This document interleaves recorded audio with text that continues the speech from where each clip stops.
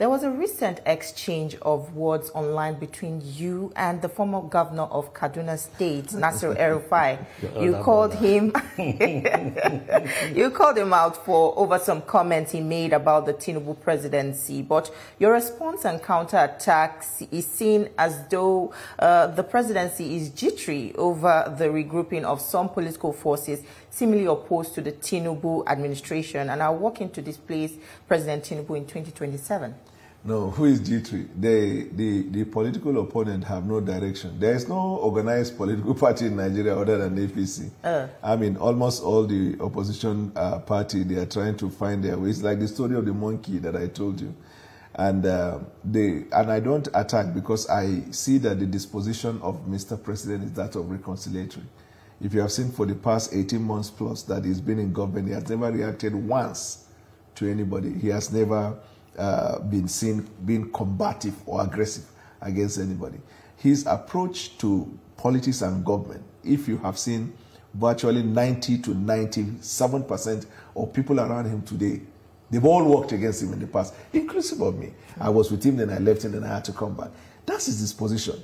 President does not, he doesn't believe in this fight thing. El-Rufai is somebody who, like he told you, he's still in the APC. So you talk to him like a brother. But I know his grandstanding, and he seems to be a bit having some trouble in finding part. Like if you leave a governing party to which you have influence, you have words, and you think that you can undertake a mission, you have to have a place that is working to be able to do that. I mean, almost every other day on Twitter, he will pick up one person. Yesterday, it was the turn of National Security Advisor, and then the turn of the incumbent governor and the rest. So I talked to him like a senior brother because I believe that he's still useful in APC, and we don't have to be combative. But in terms of whether he can effect any change in the opposition and the rest, I'm aware. He doesn't have the capacity to make the president unsettled. So no opposition, is it combined or in their separate bodies, can make the president unsettled. Is it true that the APC is the one sponsoring, the conflict in other opposition parties? No, how? I mean, if you, like the two of you are sitting here, you're carrying out your work. If you get confused because of leadership, how is APC involved in it? Which APC member is in those parties? You see, you have to be sensitive to know when you outlive your usefulness. That is what is happening to PDP. It has outlived its usefulness.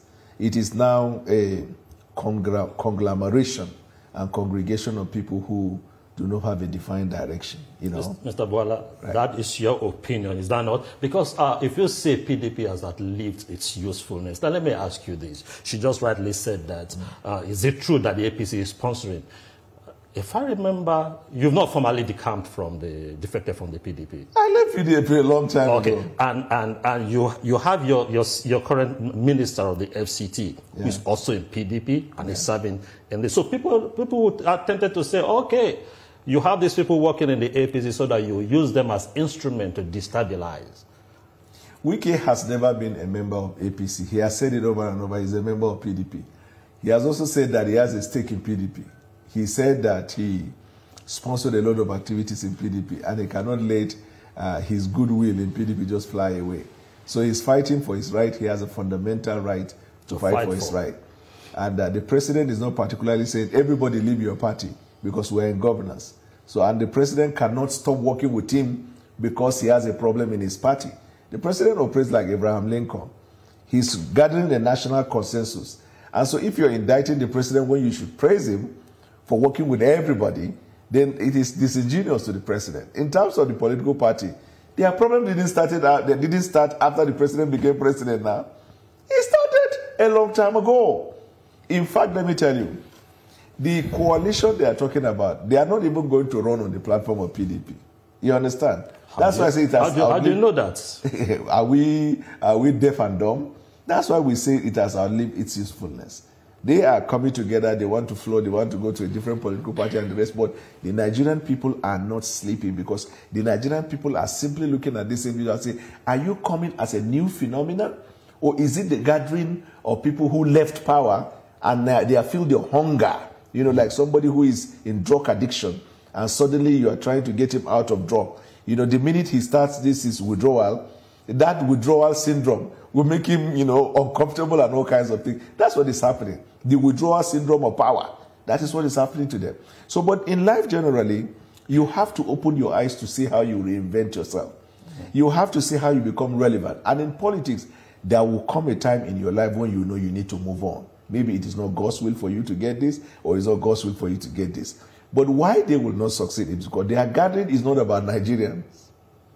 It's a gathering of people to come back and grab power. It's not a gathering with Nigerian in view. If it is a gathering with Nigerian people in mind, they are supposed to be praising the president on policies that is affecting the change in Nigeria. And if they think the president is not doing the right thing, they are supposed to provide what? Alternative. Do they care about the alternative?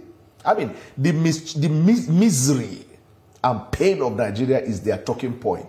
The misery and pain of Nigeria is their weapon. They weaponize the situation of the Nigerian people for a political gain.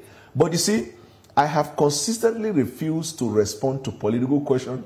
When it is time, we will be ready for them. Now we are focused on what we are doing to deliver on the promise of the president to the Nigerian people. And we are thankful that these things are beginning to show in every facet of our national life. That's our joy at the moment.